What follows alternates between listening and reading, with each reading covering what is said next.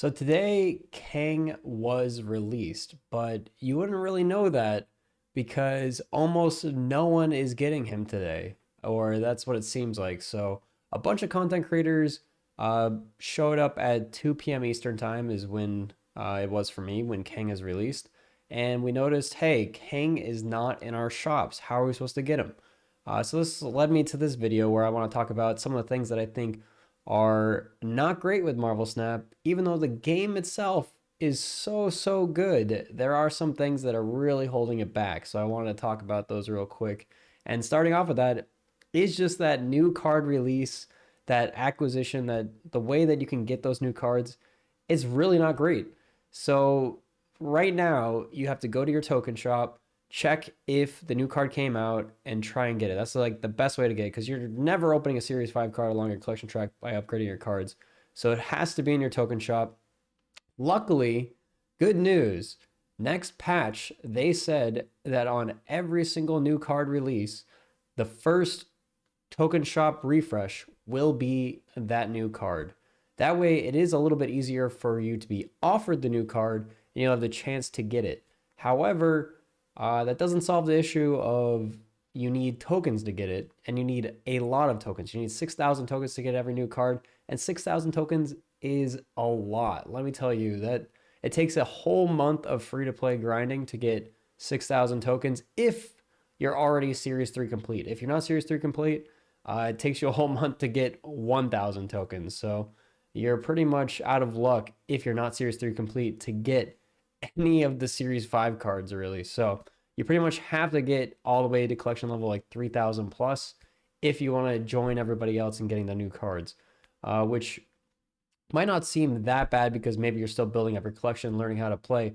But if new cards come out that are strong, like Darkhawk and other cards like that, you're gonna be at a disadvantage. You're gonna want to play the new, strong, powerful stuff when it comes out, not when it gets nerfed. So I think they definitely need to look into changing that up, seeing as it is just too many tokens to collect, especially for people who are in deep into pool 4 and 5 that are like myself who have mega whaled on the game. I've spent thousands of dollars, probably close to $3,000 now on this game since release. Uh, I'm starting to slow down my spending just because I feel like it's way too much and I can't keep up. And I just hope that in the future they're going to reduce the amount you have to spend to keep up with the game. I'm not going to be spending the $500 a month that you need to keep up with the game, even though I am a content creator for this game and I would like to make new content. Which brings me into another thing that since it's so difficult for people to get the new content, people don't really seem to care about watching content for the new stuff, especially on YouTube here. It's just like whenever I make a video or I see other content creators make a video about the new cards, they seem to do worse and no one really cares about them. They're always like, man, I wish I could make a deck, but I can't make this deck. Can you offer any replacements for this? Can you show me a deck that I can actually make? That seems to be a really common sentiment right now because people just want to be able to play the game that they can play and watch people play the game with cards that they have. And this model just makes it really hard when people can't get the new stuff. So I'm hoping with this first step of offering the new cards when it comes out that they'll also um, swap up some stuff and make it so that you will have more ways to get tokens, maybe offer more tokens along the way.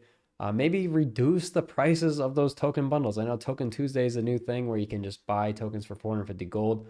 Um, that'll be good if maybe that gold to token ratio goes up, making it so it's not so expensive to get those tokens. That way, maybe if they offered those bundles 4 times a month, like it is, and you could use the token or the gold that you get throughout the month, you'll be able to get a second card during the month along with your free to play tokens that you would get along the track by doing all of your missions. So that way you're still not spending as much. Like it shouldn't be $500 a month to keep up. That's pretty much $500 on top of playing every single day and doing all your missions. So hopefully it's gonna be reduced here. I'm hoping, hoping. All right, we'll see. Um, Next thing I want to talk about really was with the card acquisition model.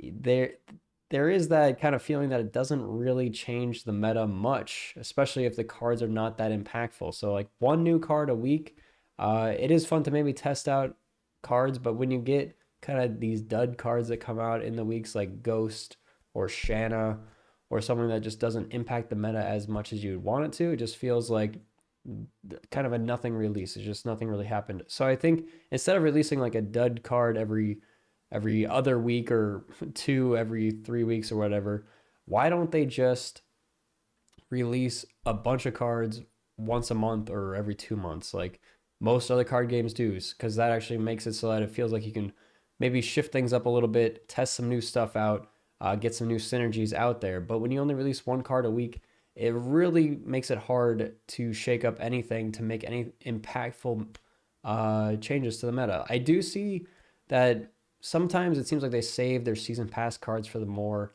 meta shaking cards, which is good currently because that means that more people have access to it, but it is locked behind like a hard paywall, even though Series 5 cards are basically locked behind a hard paywall because you're like winning the lottery if you open that on your collection track. But I do think there needs to be some sort of shift there as well. I don't know if the one a week model will last for the longevity of the game just because it's going to make it the meta really stale. The main things that are going to cause changes in this is going to be the balance updates. I've seen a couple other creators call this out, and they basically have been saying that balance updates cause the biggest changes. I agree completely. There's nothing really that's driving any other like the new cards don't do it. I'm hoping Kang will be interesting. Um, we'll have to see when I finally get offered that card in the shop because it's not until the next client patch that they're going to start offering the new cards immediately. Um, Next month, I hope there's a client patch before the new cards start rolling out, which since we just had a client patch, I don't think that's going to be the case. So we'll have to see how long we're going to have to wait. Luckily, the next card after King is a season pass card, so we won't have to worry about that card. But yeah, what do you guys think? Is this a problem? Should this be like changed? What do you guys want changed? Like I want price reduced. I want more cards at once. I want to like luckily the card is going to be offered the new one that comes out, but like ideally I don't even want to have to be offered a card like that. Like it should just show up in my shop and be like, "Okay, do you want to get this card that just came out?" Like show me the take like it shouldn't be part of the normal collection token shop. It should show up like a bundle. I feel like everyone should have access to it. Like it should be separate from everything else. Here's just a new card. But then you're just buying cards directly at that point, which I have no problem with. I think the idea to go really hard into unique collections, which is the whole reason behind this whole release model, right? Like the whole reason that they're not allowing you to just buy a card straight out is because they want everyone to have sort of a unique collection. But that whole thing sort of falls apart here when everyone gets towards a fuller collection.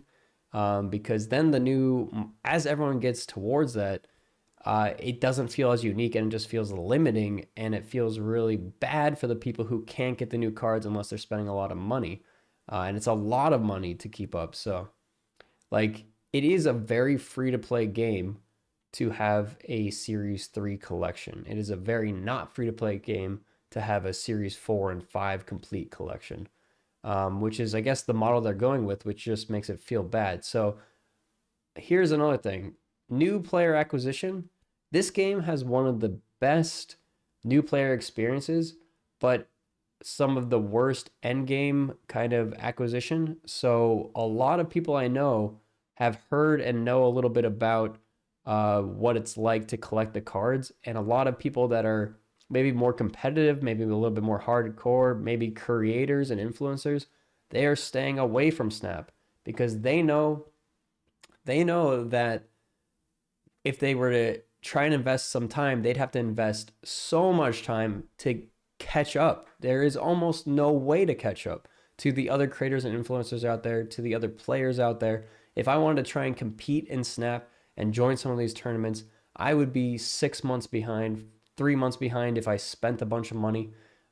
People just don't want to do it. So I feel like even though when they first start out and maybe they didn't know about this, so the more casual player you are, the less you're gonna have to worry about this because you get in and you're like, oh, this is a really fun game, but and you don't realize how bad it is for collecting everything or getting a competitive collection until later. So if you're not planning on competing, you're not planning on creating content, it's maybe not a huge issue for you. So maybe that's just a small subset, but I feel like that subset is a very important subset because it's one of the most front-facing subsets. It's one of the people, it's where most people will look to see the game.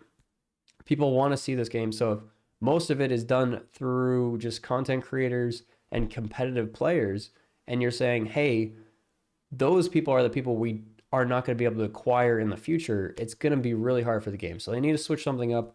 They need to make it so that new competitive players can come in and compete. They need to make it so new content creators will want to come in and grow the community, I think. Hopefully that'll happen. We'll see. But yeah, that's my little rant for today. I hope that um, some things change. But yeah, I just wanted to also let everybody know about that little piece of news that I'd heard about them offering it in the new refreshes going out there. Just this whole Kang release. I really wanted to get Kang uh, and be. I'm gonna go live and stream in just a little bit, but without Kang. And I was hoping I even like spent a little bit more money. I said I wouldn't to open Sentry, which is Series 4, so I'd have a higher chance of getting offered Kang, and I got offered an Ultimate variant, and it felt bad. So that's why you got this. But thanks for watching. See you guys next time. Peace.